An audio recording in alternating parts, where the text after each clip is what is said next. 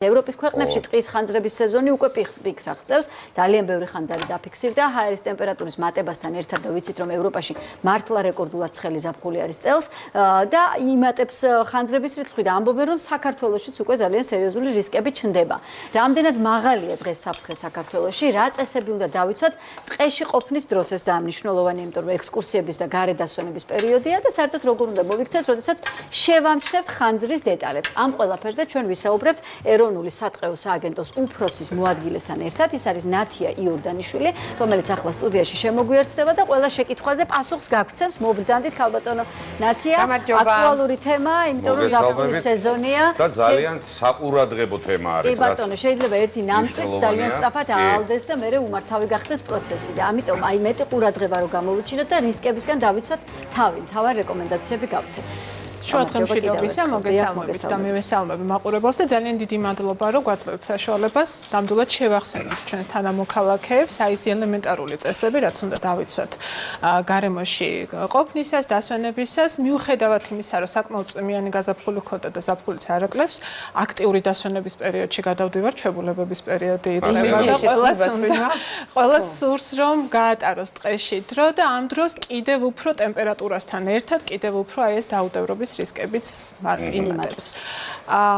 რომელი რეგიონები არის აი ყველაზე ახლა ხანძარ საშიში ასე ვთქვათ, სადაც შეიძლება რომ განვითარდეს სამწუხაროდ ეს ხანძარი და რისკი სად არის? ხო, აქ დასაწყისში აუცილებლად უნდა ვახსენო ერთი სამწუხარო გარემოება, ტყეში ხანძარი როგორც წესი 90% და მეტი ადამიანის დაუდევრობით ჩნდება, თუმცა გვაქვს ბუნებრივი ხანძრებიც. ამიტომ აი ამ რეგიონებსაც ასეთი ცხელ წერტილებად ყოფთ ორივე ფაქტორის გათვალისწინებით, არ გაგიკვირდება თუ ვიტყვი რომ სამცხე-ჯავახეთი არის ერთ-ერთი ყველაზე მოწყვლადი, გარდა იმისა რომ აქტიური რეგიონია დასვენების თვალსაზრისითაც, ასევე თავად ტყეები, წიწოვანი ტყეები გაცილებით მოწყვლადია ხანძრის მიმართ და შემდეგ უკვე ჩაქრობასაც სართულებს ხოლმე. თუმცა მცხეთა-მთიანეთი, კახეთი, გაგიკვირდებათ და იმერეთიც კიც, რომელიც დასავლეთში შედარებით უფრო ტენიანი კლიმატით გამოირჩევა, არის აქტუალური. ადამიანის საუდევარი ხელი რომ ახსენეთ, აი თუ არის რამე სტატისტიკა, რომ ყველაზე მეტად რა საქციელი იწვევს აი შემდეგ უკვე ძალიან კარგი კითხვაა და რატომ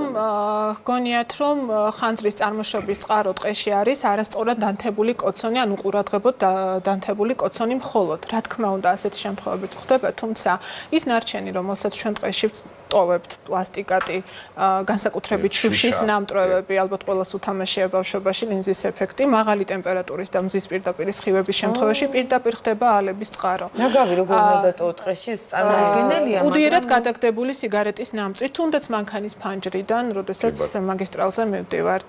ძალიან ხშირია ეგრეთ წოდებული ძალიან მანკიერი პრაქტიკა სასოფლო-სამეურნეო სავარგულების გადაწვისა, სადაც გლეხებს ჯერათ, რომ თუ მოსავლის აღების შემდეგ გადაწვავენ ტერიტორიას მიწა განაყოფიერდება, ან წყემსებს ჯერათ, რომ უკეთესი ბალახი წამოვა საძოვარზე.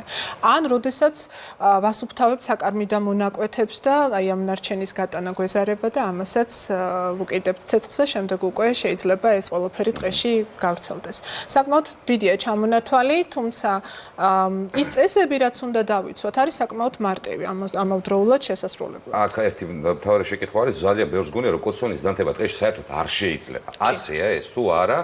თორე მე უკვე ვისაუბროთ როგორ უნდა დავანთოთ და რა უნდა გავაკეთოთ და როგორ მოვიქცეთ. შეიძლება საერთოდ? შესაძლებელია, არის რიგი აკრძალვები, რომელიც ესე უკანონში რომ არ ჩახედოთ, არ იცოდე, ლოგიკურადაც უნდა მივხვდე, რომ ხეების ვარჯის ქვეშ კოცონი არ უნდა დაათო, ვარჯი, ანუ ტოტების ქვეშ განსაკუთრებით წიწოვან ტყეში. აკრძალულია გაუწმენდა და ახალგაზრდა წიწოვან ტყეში, კორომებში, სადაც ძალიან ბევრია ჩამოყრილი წიწვი და ფოთოლი, რომელიც ასევე შეიძლება გახდეს საფრთხე და ხანძრის გავრცელების მიზეზი.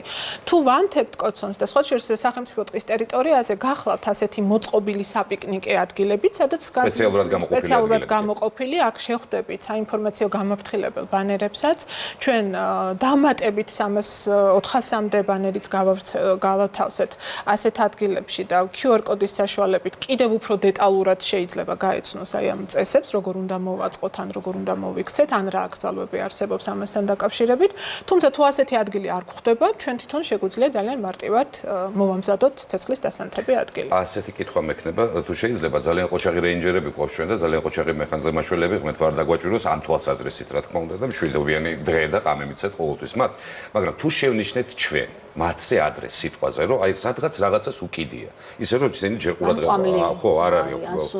ხო, აი რაღაცა ხდება. აი სად უნდა დავრეკოთ? აი ეს არის ძალიან მნიშვნელოვანი. აუცილებლად უნდა დარეკოთ 112-ზე, მყისიერად უნდა დარეკოთ 112-ზე და შემდეგ უკვე 112-ის მეშვეობით ყველა პასუხისმგებელ უწყებას ეშლება ინფორმაცია და ყველა მოახდენს რეაგირებას თავიანთი კომპეტენციის ფარგლებში. სხვათა შორის უნდა ვახსენო აუცილებლად ეს გარემოებაც ჩვენ წლებია ასეთი სახის კამპანიებს თქვენი მეშვეობით ვახორციელებთ და პასუხისმგებლიანი მოქალაქეები არა მხოლოდ შეტყობინების დატოვების ნაწილში, როდესაც ხედავენ საეჭვო გარემოებას და ცდილობენ რომ მიაწოდონ ინფორმაცია, ასევე სხვებთან მითითებასთან დაკავშირებით იმ წესებზე, რაც უნდა დავიცოთ, უფრო და უფრო მრავლად ხდება. მე თავად ვარ შეძლე და ეს ნამდვილად გასახარია და ძალიან დიდი იმედი მაქვს, რომ მომავალში კიდევ უფრო ასე გაგრძელდება, იმიტომ რომ ვერც მეხანძრე და ვერც მეტყევე და რეინჯერი არ არის გარანტია იმისი, რომ ტყეში ხანძარი არ მოხდება და ზიანს არ მოგვიტანს, რაც გვაქვს. ეს იმ შემთხვევაში, როდესაც პასუხისმგებელი არის თვითონ მოქალაქე და შეტყობინებას დააფიქსებს, მაგრამ როდესაც თვითონ დაუდევრად მოიქცევა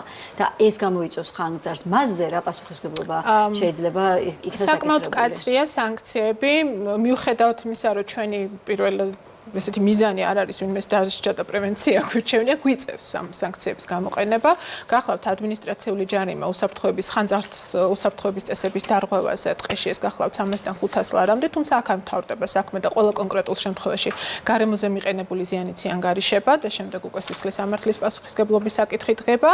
რაც შეეხება დაუდევრობის შემთხვევაში ტყეში ხანძრის გავრცელებას, აქ უკვე პირდაპირ გახლავთ თავისუფლების აღკვეთა 4-დან 8 წლამდე. ანუ პატიმრობამდე არ გვინდა თავისუფლების საკვეთა კოცონის დავანთოთ ოღონდ სადაც საჭიროა და ისე როგორც საჭირო არის არ დავტოვოთ ნარჩენები. უსაფრთხოების ზომების დაცვა და საკუთარ ბუნებაზე ზრუნვა ძალიან მნიშვნელოვანია. საერთოდ მანქანიდან ნაგვის ნამწვავი არ უნდა გადააგდოს. და არა მხოლოდ ნამწვავი, საერთოდ ნაგავი არ უნდა გადააგდოს. მადლობა, ნათია იორდანიშვილი საუბრობდა ამ თემაზე ეროვნული სატყეო სააგენტოდან.